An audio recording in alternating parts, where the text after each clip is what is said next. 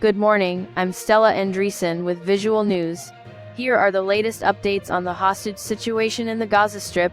In a positive development, 11 more hostages, including women and children, were released and safely reached Israel on Monday. The temporary truce that facilitated their freedom has been extended by 2 days, contributing to a relative calm in the war-devastated Gaza Strip. The Israel Defense Forces stated that after an initial medical assessment, the freed hostages would be accompanied until they reunite with their families. In reciprocity, Israel released 33 Palestinian prisoners who were warmly welcomed in Ramallah by cheering crowds. Originally set to end on Monday, both Israeli and Palestinian leaders expressed support for extending the truce, emphasizing the possibility of further releases of militant-held hostages and Israeli-held prisoners.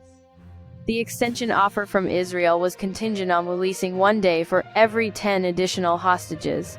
Hamas, in a social media post, confirmed the extension of the temporary humanitarian truce for an additional 2 days, signaling ongoing diplomatic efforts with Qatar and Egypt. Since Friday, almost 70 women and children hostages have been released, with 50 of them being Israelis and 150 being women and teenage Palestinians from Israeli prisons.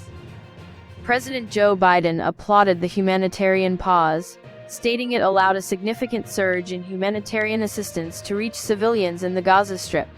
He reiterated the commitment to securing the release of all hostages held by Hamas.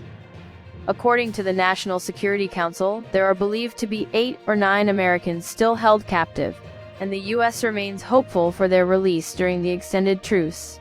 The Oct. 7 raid into Israel led to an estimated 240 people being taken hostage, resulting in over 1,200 deaths, as reported by Israeli authorities. Additionally, 77 Israeli soldiers have died in the subsequent military operations in Gaza, and the Gaza Health Ministry reports that Palestinians have lost their lives in the ongoing conflict. Stay tuned to Visual News for further updates on this developing situation.